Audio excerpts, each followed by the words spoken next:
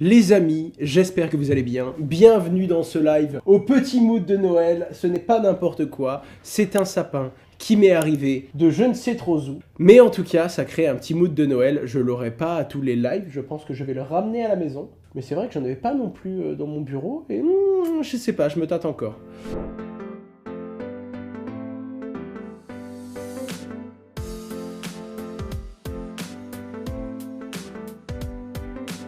Déjà, on a un Bitcoin qui quitte les 16 500 $ pour aller taper les 17 000. Autant vous dire que ça fait du bien. Ça veut rien dire, c'est à peine un petit peu d'oxygène. Après la petite montagne qu'on vient de se descendre, autant vous dire que ça permet juste de sourire le lundi matin quand on se réveille et qu'on voit que Bitcoin a pris quelques centaines de dollars. Mais en attendant, ça reste quand même plus intéressant que si on était descendu en dessous des 16 500. Pareil, un Ether qui lui a pris pas mal de vigueur, 1300. Autant vous dire qu'Ether est plutôt résilient quand même. Ether, il a 30% de plus qu'au mois de juin 2022, principalement dû à la limitation de supply, c'est-à-dire la réduction de nouveaux Ethers, et donc la préservation de la rareté de ceux qui sont en circulation, depuis la mise à jour The Merge qu'on a eu sur Ether il y a de ça quelques mois. L'Union Européenne a fait quelques annonces. Ils ont repris du coup une documentation dans laquelle ils parlaient de leur analyse du Bitcoin, et ils faisaient une communication au reste de l'Union Européenne, et à qui veut bien l'entendre et le lire. Première chose, ils mentionnent évidemment la chute de Bitcoin, de 67 000 à 17 000 $, et explique que Bitcoin est sur le point de donner et de rendre son dernier souffle avant de perdre définitivement de sa pertinence. J'entends ça tout le temps, mais ça c'est pas grave, c'est pas grave, c'est pas grave. Pour l'entendre en 2022, il faut le faire quand même. Ensuite, rarement utilisé pour des transactions car lent et très cher. Mes chers amis, essayez de faire un virement un dimanche après-midi avec une banque traditionnelle quand vous essayez d'envoyer de l'argent d'un pays à un autre. Encore pire,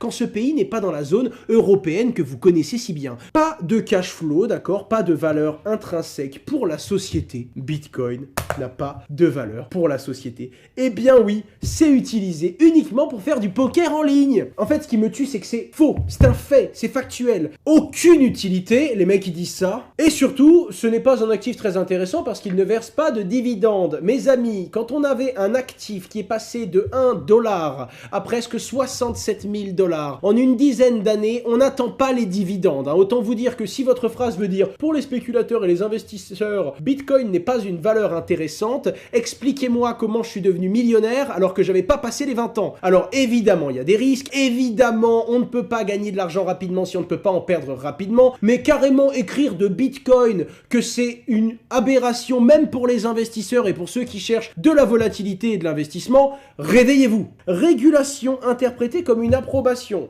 Totalement qu'elle est interprétée comme une approbation, la régulation. C'était interdit, c'est maintenant devenu autorisé avec un cadre. Il y a un régime qui permet aux sociétés de devenir des prestataires de services d'actifs numériques qui vont devenir des CASP au niveau de l'Union Européenne et qui vont permettre de proposer ces solutions financières à tous les Européens. Et l'Union Européenne dit elle-même, on a créé un cadre qu'aucun pays dans le monde a fait, c'est une innovation d'un point de vue de la réglementation. Et vous sortez un petit bout de papier pour dire non mais en fait le truc est inutile, tellement inutile qu'on est en train de créer des lois dessus et qu'on a réussi à uniformiser la régulation pour l'intégralité des pays européens. Et évidemment, ça parle de pollution et ça parle de risque réputationnel pour les banques qui avanceraient dans ce domaine. Évidemment, c'est tellement un risque réputationnel que le nombre de banques qui adoptent Bitcoin explose. Ça ressemble à non pas à un message stupide de quelqu'un qui a rien compris et qui roule sur la tête, ça ressemble en réalité plus sérieusement à un discours de Christine Lagarde qui vous dit « Bitcoin n'est pas une monnaie ». On sait très bien que sur les fonctions de la monnaie d'Aristote, on pourrait lui montrer par A plus B qu'elle a tort, mais en réalité, c'est une confrontation de valeurs et une confrontation de positionnement. En attendant, ça semble, dans le discours de l'Union Européenne, être le discours que l'on a envie d'entendre et le discours que l'Union Européenne a envie de positionner. En mode, voilà, ne vous inquiétez pas, amis des quatre coins du monde, la régulation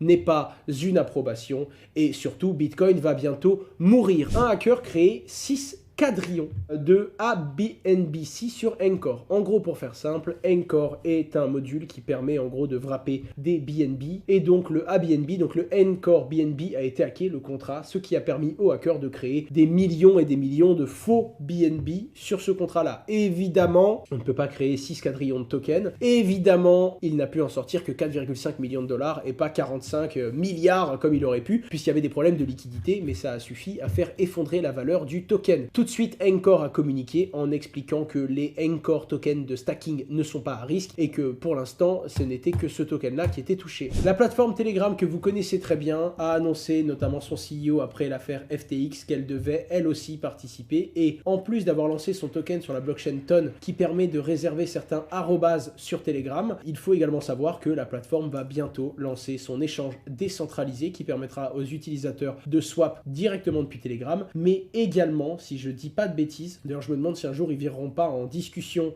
directement on-chain. En attendant, il y aura un wallet décentralisé et des swaps directement. C'est quelque chose de costaud parce que c'est pas n'importe qui, c'est Telegram, c'est très utilisé par la communauté crypto et c'est énorme d'un point de vue utilisateur. Je sais pas si on a un montant. Bref, je voulais vous en parler parce que c'est quelque chose de relativement gros. Les institutionnels toujours confiants dans la crypto-monnaie à long terme. Selon Coinbase, ils ont fait une étude et on s'est rendu compte que les institutions n'ont pas perdu tant confiance que ça. La réalité, et je vous le dis, il y a eu quelques ralentissements, il y a quelques gens qui ont paniqué, mais ce qu'on se rend compte principalement, c'est qu'il y a surtout beaucoup d'institutionnels qui veulent investir dans les cryptos et qui avant trouvé ça trop cher. Maintenant, avec un Bitcoin à 16 500, le point d'entrée est bien plus intéressant, surtout qu'on garde souvent un petit peu de liquidité pour racheter si ça descend encore plus bas. Bref, l'étude a ainsi été réalisée durant cet hiver crypto, mais avant l'effondrement de FTX. En outre, les investisseurs institutionnels qui ont participé à cette enquête pèseraient environ 2600 milliards. Les résultats de l'étude ont révélé que 62% des participants ont investi dans les crypto-monnaies et auraient augmenté leur allocation de cette classe d'actifs durant les 12 derniers mois. 12% les auraient diminués. Enfin bref, avant FTX, et ça, j'aimerais bien voir si c'est après FTX. Quel impact a eu FTX en attendant les résultats?